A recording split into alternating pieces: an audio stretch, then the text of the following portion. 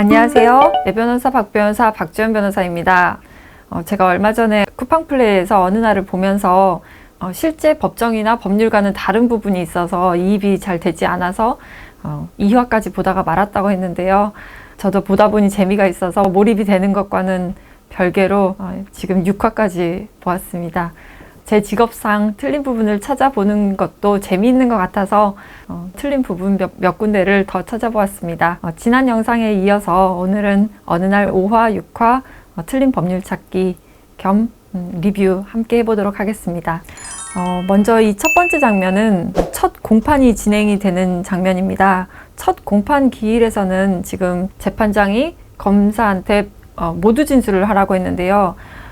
첫 공판 기일에서는 먼저 재판장이 피고인에 대한 인정신문부터 먼저 합니다. 인정신문이라는 것은 이 사람이 지금 재판을 받고 있는 피고인 본인이 맞는지 인적사항을 확인을 하는 것인데요.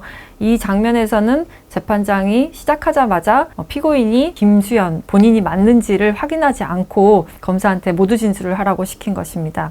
그리고 또 잘못된 부분은 검사의 모두 진술이라는 것은 피고인이 왜 이 재판에서 재판을 받게 됐는지 그 공소 사실을 진술을 하는 것입니다. 예를 들어서 지금 이 사건에서는 김수현이 홍국화를 살해하였다. 이 사실로 인해서 재판을 받는 것이기 때문에 몇 월 며칠 어디에서 김수현은 무슨 방법으로 홍국화를 살해하였다. 이 부분만을 얘기를 하면 되는데 지금 검사는 증거까지 제시를 하면서 범행을 설명을 하고 있습니다. 이 범행 현장 사진은 증거입니다.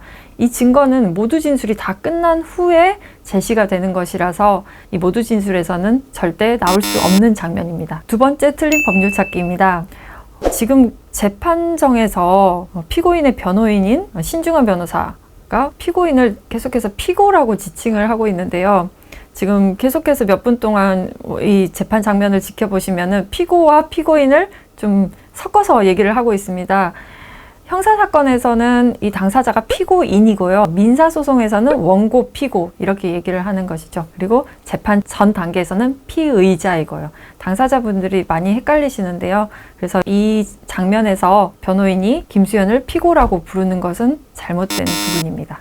틀린 법률 찾기 세 번째 장면입니다. 지금 이 장면에서는 증인으로 출석한 감식반 직원에게 질문을 하는 내용인데요. 그 질문의 내용을 읽어드리면 이렇습니다. 과연 피고가 살해 의도를 가지고 접근해서 피해자를 살해한 후 적극적으로 범행의 흔적을 훼손했다고 보는 게 맞을까요? 아니면 우발적인 상황에 당황한 피고가 어쩔 수 없이 저지른 실수라고 보는 게 맞을까요? 라고 증인에게 질문을 하고 있습니다. 이런 질문은 증인의 개인적인 생각을 물어보는 것이고 추측을 물어보는 것이라서 이런 질문을 할 수가 없습니다. 증인이 증언을 하는 것은 자신이 경험한 사실을 증언을 하는 것입니다. 그렇기 때문에 본인의 개인적인 생각, 추측을 묻는 이런 질문은 보통 법정에서 제지를 당하게 돼 있습니다. 틀린 법률 찾기 네 번째 장면입니다. 이 장면에서는 지금 검사가 현장 검증을 요청을 하고 피고인인 김현수는 이 현장 검증을 원치 않고 있는 상황입니다. 일단 현장 검증은 검사가 신청을 해서 하는 게 아니라 법원이 하는 것이고 그다음에 현장 검증은 보통 수사 단계에서 하는 것이고 공판 단계에서는 거의 이루어지지 않습니다.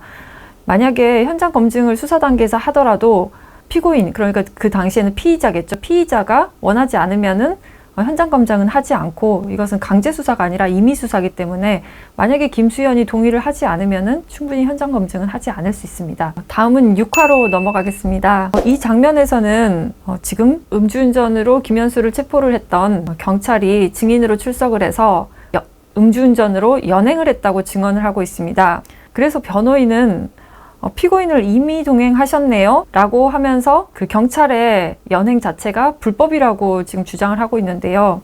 임의 동행은 당사자의 동의를 받아서 하는 것이기 때문에 임의 동행을 하는 것은 아무런 문제가 없습니다.